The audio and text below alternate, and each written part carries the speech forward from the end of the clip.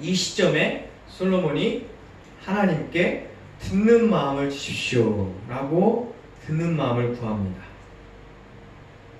백성들이 송사를 하고 재판을 요구할 때 그것을 어떻게 지혜롭게 다스리고 안정적으로 나라를 다스릴까, 그런 마음이 하나님께 간구하는 이 기도의 제목에 있던 거예요. 이 듣는 마음을 구하는 솔로몬에게 하나님의 반응은 어땠을까요? 10절 말씀 보시면 하나님께서 이렇게 반응하십니다. 같이 읽어볼게요. 솔로몬이 이것을 구하매 그 말씀이 주의 마음에 든지라. 예, 솔로몬의 간구가 하나님의 마음에 들었다라고 말씀하고 있어요. 솔로몬이요, 재물도 구하지 않고 장수를 구하지도 않고 오직 백성들의 송사를 듣고 분별하는 지혜를 달라고 간구하는 것을 흡족해 하셨다라고 말씀하고 있습니다. 이게 뭘 뜻하죠? 하나님의 마음과 일치했다라는 말씀이에요. 하나님의 마음이 듣는 마음을 갖고 계셨는데 그 마음을 구했다라고 하는 거죠. 지도자는요, 말하는 위치에 있기보다는 듣는 자의 자리에 서 있습니다. 지도자가 말하는 위치에 서 있다라고 생각하는 사람들이 흔히 하는 게 지시하고 강요하고 심지어 그러다가는 막말까지 하죠. 정말 중요한 것은 듣는 거죠. 조선시대에 폭군이 몇 명 있는데요. 연산군 아시죠? 연산군이 없앤 것이 여러 가지가 있지만 그 중에 폐지한 것이 신문고예요. 신문고, 그 궁궐, 왕이 사는 그 궁궐 문 옆에 신문고라는 북을 놔놨는데요. 이 북은 억울한 일을 당한 백성이 어디다 하소연할 수도 없고 상소도 올릴 힘이 없는 백성이 와서 북을 치면 무슨 일인가 하고 북을 친 사람의 사연을 듣는 것이 이 신문고 제도였습니다. 그런데 연산군이 이 신문고를 폐지하죠. 이 신문고를 폐지했다는 것은 무엇을 뜻합니까? 백성이 억울한 일을 당하든 말든 듣지 않겠다는 거예요. 자기 마음대로 하겠다는 거죠. 이 신문고 제도는 후에 영조시대에 다시 부활하게 됩니다. 영조는 조선시대에 몇 안 되는 훌륭한 왕 중에 한 명이에요. 백성의 소리를 듣느냐 안 듣느냐가 또한 위대한 지도자가 되느냐 안 되느냐 중요하기도 합니다. 지혜는 내가 얼마나 말을 많이 하고 얼마나 좋은 말을 하느냐에 따라 달려있지 않고 얼마나 귀담아 듣느냐, 얼마나 잘 듣느냐, 듣는 마음이 있느냐, 거기에 따라 결정되죠. 야고보 사도가 그래서 이렇게 말씀을 했습니다. 듣기는 속히 하고 말하기는 더디하라. 보통의 많은 경우는 이 반대로 우리가 살고 있죠. 마치 자신이 다 알고 있는 것처럼, 자신이 정확하게 분별하는 것처럼 이야기하고 말하고 합니다. 어떤 사람이 잘 들을까요? 상대방의 입장에서 듣는 사람이 잘 듣습니다. 우리는 많은 경우에 듣고 싶은 대로 듣는 경우가 참 많아요. 상대방의 말에 온전히 귀를 기울이지 않고 내가 그에게 무슨 말을 해야 될지, 아니면 내가 앞으로 뭘 해야 될지, 아니면 내가 어떻게 방어를 해야 될지 이렇게 생각을 하다 보니까 상대방의 말은 잘 듣지 않고 그냥 내가 듣고 싶은 것만 쏙 듣는 경우가 참 많죠. 아니면 내가 어디에 정신이 몰두해 있는데 말을 하면 못 듣는 경우도 참 많죠. 상대방이 A를 얘기했는데 나는 B라고 생각하는 경우도 많이 있습니다. 제가 그렇게 잘 못 듣는 경우가 참 많이 있어요. 잘 듣기 위해서는 내 생각을 내려놓고 상대방의 입장에서 상대방의 상황을 잘 들어야 됩니다. 어떤 제 아는 사람의 아이가 한 5살, 6살 정도 돼가는데요. 그 아이가 요즘에 어떤 걸 연습하냐면 엄마 말을 귓등으로 듣기를 연습하고 있대요. TV를 열심히 보고 있고 엄마가 야 밥 먹게 손 씻고 와 그러면 네 그러고 계속 TV를 보는 거죠. 엄마 말을 귓등으로 듣기. 엄마 말을 귓등으로 듣는 자녀들이 참 많죠. 귓등으로 듣는 자녀를 둔 어머니들 위로의 말씀을 드립니다. 얼마나 답답하세요? 네. 한마디 하면 딱 한마디로 한 번에 알아두면 좋은데 하여튼 그건 뭐 우의독경이라고 얘기도 하고요. 잘 듣기 위해서는 내 생각을 내려놓고 상대방 입장에 서야 돼요. 엄마가 왜 이 이야기를 할까? 저 사람이 왜 이 이야기를 할까? 어떤 상황인데 나에게 지금 이런 이야기를 할까? 라고 생각하면 잘 들을 수 있죠. 나 지금 누구랑 이야기하지? 뭐 이런 이야기 듣거나 해본 적 있으시죠? 같은 공간에서 뭐 누군가 이야기를 하고 있는데 반응을 안 하거나 딴청 피거나 엉뚱한 반응을 할 때 나 누구랑 얘기하고 있지? 뭐 이렇게 할 때가 있잖아요. 지금 예수님께서 말씀을 하실 때 바리새인들이 또한 그렇게 하고 있었어요. 예수님의 마음이 아마 그런 마음이었을 것 같아요. 요한복음에 나는 하늘에서 내려온 살아있는 떡이니 사람이 이 떡을 먹으면 영생하리라. 내가 줄 떡은 곧 생명의 세상의 생명을 위한 내 살이니라 라고 말씀을 하시는데 유대인들이 깜짝 놀라요. 왜 놀라냐면 이 사람이 어찌 능히 자기 살을 우리에게 주어 먹게 하겠느냐 라고 반응을 하는 거죠. 이 예수님의 이 말씀을 문자적으로만 받아들이면 이렇게 반응하는 게 맞죠. 내 살을 먹으라 그러면 어떻게 살을 먹으라 그러지? 로마 시대에 그리스도인들이 박해받을 때 죄목 중에 하나가 그들은 인육을 먹는다. 흉측해. 그런 반응들이 있었어요. 성만찬할 때 내 살을 먹어라, 내 피를 먹어라. 그러면 안에서는 이게 빵이고 이게 포도주구나 라고 알고 이게 근데 그리스도의 살이고 그리스도의 피야 알죠. 안에서는. 근데 안에 들어오지 않고 밖에서 그냥 감시하려고 무슨 일 하나 이렇게 들을 때는 살을 먹어? 피를 먹어? 야, 이 흉측한 이 집단들, 야, 이 밀교들, 어떻게 사람 살을 먹고 그러지? 안 되겠어, 나쁜 사람들이야. 이렇게 오해할 수 있다는 거예요. 근데 그 자리에 함께 있었던 유대인들도 예수님의 이 말씀을 듣고 오해했습니다. 이 사람이 누군데 자기 살을 먹고 자기 피를 먹으라고 하느냐. 예수님의 말씀 무슨 의미일까요?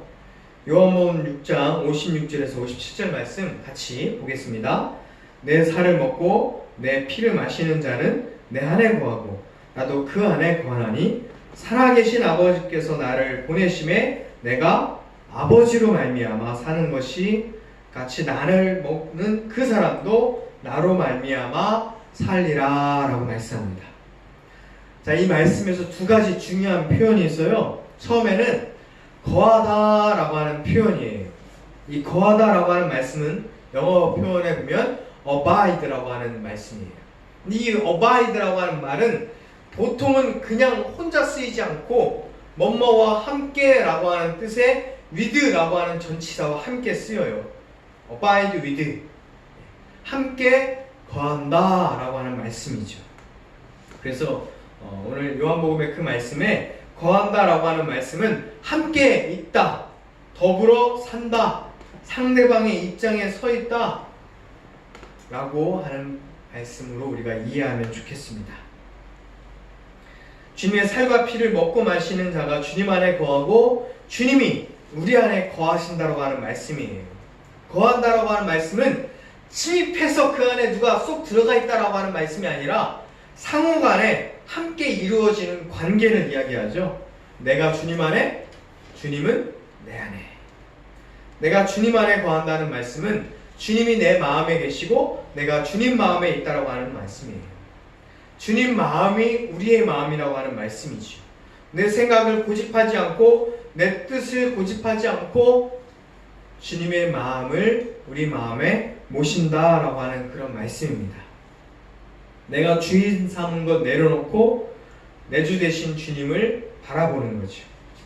주님의 마음이 있는 곳에 또한 내 마음을 두고 주님의 시선이 있는 곳에 또한 내 시선을 두는 것을 말씀하고 계십니다. 주님이 우리 안에 거하신다. 이 말씀은 우리를 조종한다라고 하는 뜻이 아니고 우리를 통제한다 그런 뜻이 아니고요. 우리와 함께 있겠다라고 하는 약속이에요. 예수 그리스도의 또 다른 이름 임마누엘이라고 하는 말씀이잖아요. 이 임마누엘이라고 하는 뜻은 무슨 뜻이에요? 내가 너희와 항상 함께 있겠다라고 하는 말씀입니다. 네가 어딜 가든지, 네가 사망의 음침한 골짜기를 다니든지, 거센 풍랑 가운데 있든지, 슬픈 일을 당하든 괴로운 일을 당하든 억울한 일을 당하든 헤아릴 수 없는 어떤 아픔 가운데 있든지 내가 너와 함께 있겠다라고 하는 말씀입니다. 이 약속을 주님께서 우리의 입장에 서서 우리의 상황을 잘 아시고 우리의 마음을 잘 아시고 우리에게 은혜와 사랑을 베풀어 주시면서 우리에게 약속을 해주셨어요. 주님은 우리가 울부짖는 소리에, 우리가 기도하는 소리에, 우리가 신음하는 소리에 귀를 기울여 주시고 우리의 그 소리를 들어주시는 하나님이신 줄 믿으시기 바랍니다. 주님은 항상 들을 준비가 되어 있고요, 항상 듣고 계셔요. 창세기 30장 22절 말씀 보시면 정말 평생의 소원이 있었던 여인이 있어요. 그 여인의 기도 소리를 주님께서 들으시는 이야기가 나옵니다. 같이 읽겠습니다.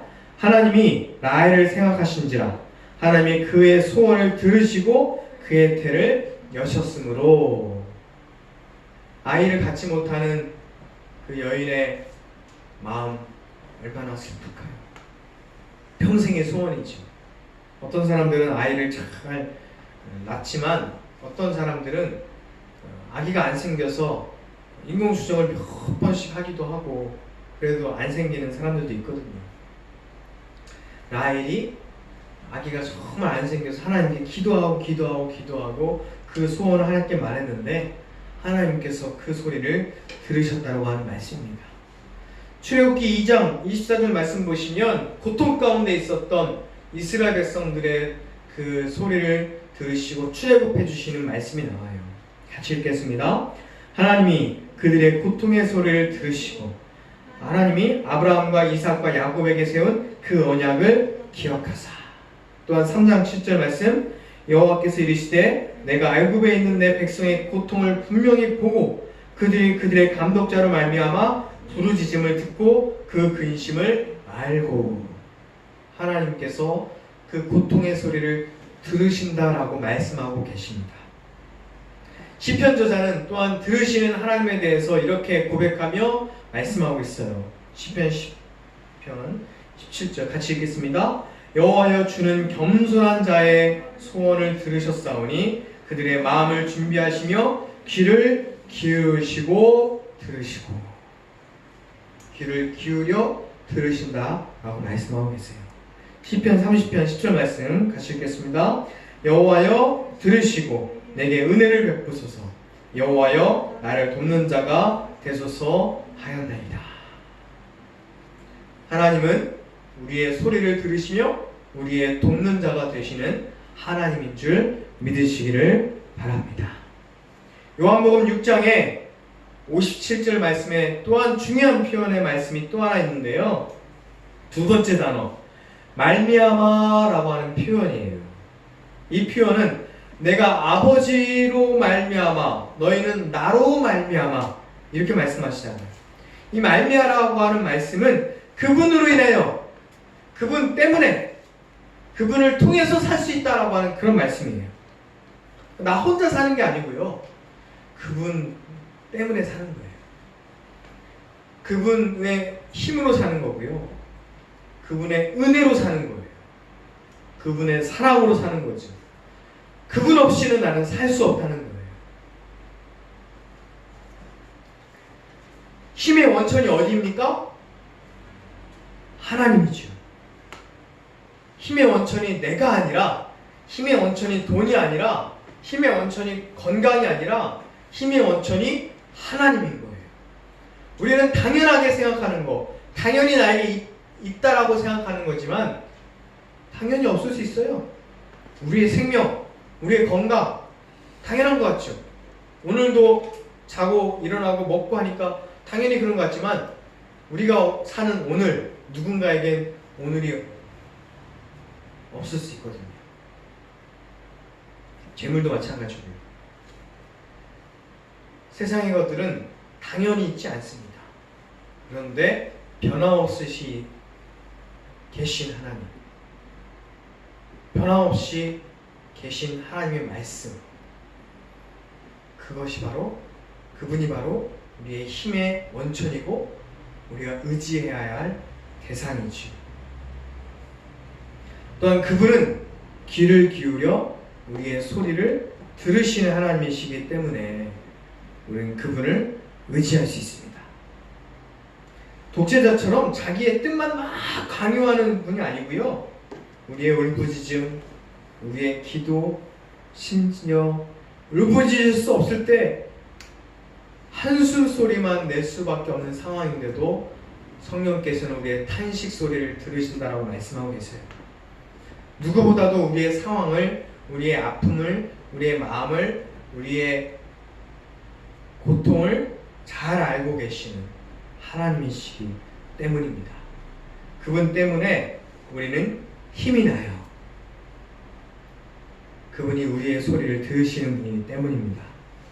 사랑하는 성도 여러분, 솔로몬이 백성들의 송사를 귀를 기울여 그들의 마음을 듣고자 할 때 하나님께서 흡족해 하시고 마음에 들어 하시고 기뻐하셨어요.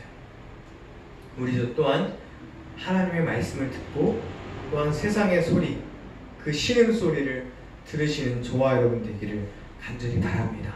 겉으로는 잘 먹고 잘 사는 것 같지만 그들의 영혼이 살려달라고 하는 그 소리를 우리가 들어야 됩니다. 또한 우리의 간구를 들으시는 하나님, 우리의 부르짖음과 때로는 우리의 신음소리를 들으시는 그 하나님께 우리의 모든 아픔과 슬픔과 소원과 기쁨과 또한 모든 간구를 하나님께 드릴 수 있는, 하나님께 이야기할 수 있는, 하나님께 기도할 수 있는 저와 여러분 되기를 주의 이름으로 축원합니다. 우리와 늘 함께 계시고 우리가 어떤 것들을 아뢰고 어떤 것을 이야기해도 하나님께서 그것을 귀 기울여 들어주시는 그 하나님, 너무 좋으신 분이잖아요. 그 하나님의 말씀을 듣고 그 하나님을 마음에 모시는 저와 여러분 되기를 주의 이름으로 축원합니다. 기도하겠습니다. 사랑과 은혜 하나님, 하나님은 우리와 함께 하시는 분입니다. 우리의 부르짖음, 때로는 신음소리까지도 귀 기울여 들으시는 하나님이십니다. 그 하나님께서 우리 안에 계시고 또한 우리도 그분 안에 계십니다. 그분 안에 있습니다. 듣는 마음을 소원했던 솔로몬처럼 또한 우리도 듣는 마음을 갖기 원합니다. 하나님의 말씀을 듣기 원합니다. 또한 세상의 슬픈 소리, 영혼의 소리들을 듣기를 원합니다. 지혜의 근본이신 하나님을 우리가 마음에 모셔 지혜로운 자로 살게 하여 주시옵소서. 멀리 계신 분이 아니라 우리와 함께 내 옆에 계셔서 나를 지켜주시는 그 하나님, 그 하나님을 내가 의지하며 살게 하여 주시옵소서. 예수님의 이름으로 기도합니다. 아멘. 하나님은 너를 지키시는 자 찬양하고 헌금하겠습니다.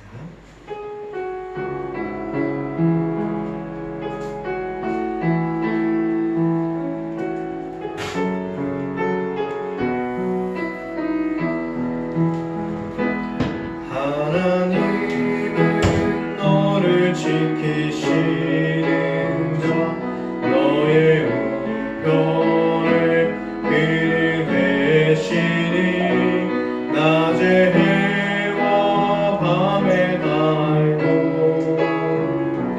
너를 해치 못하리. 하나님은 너를 지키시는 자, 너의 환난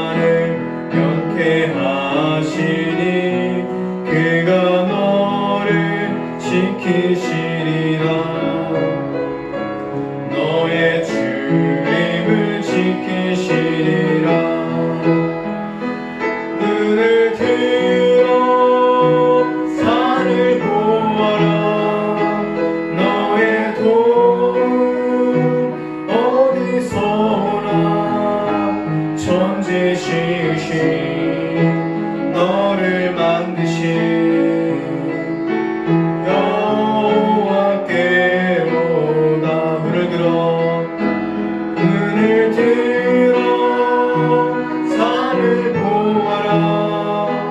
너의 도움 어디서나 천지 지으신 너를 만드신 여호와께로다.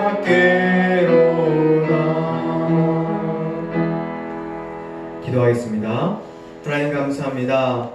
오늘 드려진 예물을 주님 기뻐 받아 주시옵소서. 정말 마음을 모아 정성을 모아 주님께 예물을 드렸습니다. 이 예물이 쓰여진 곳마다 하나님의 사랑과 하나님의 뜻이 이루어지게 하여 주시옵소서. 하나님, 그 드려진 손길을 하나님께서 기억하여 주시고 더욱 넉넉하여 하나님의 일에 더 힘쓰게 하여 주시옵소서.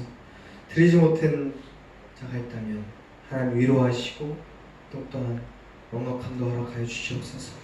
진리교회를 기억하고 먼 곳에서 진리교회를 통해서 하나님의 복음이 전파되길 위하여 헌금한 모든 분들 어디에 있든지 하나님께서 사랑과 은혜를 베풀어 주시고 또한 그 헌금을 통해서 하나님의 놀라운 역사를 이루어 주시옵소서.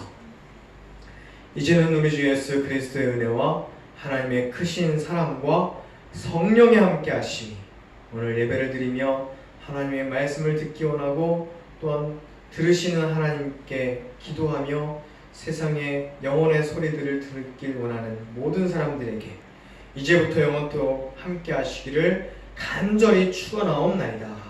아멘.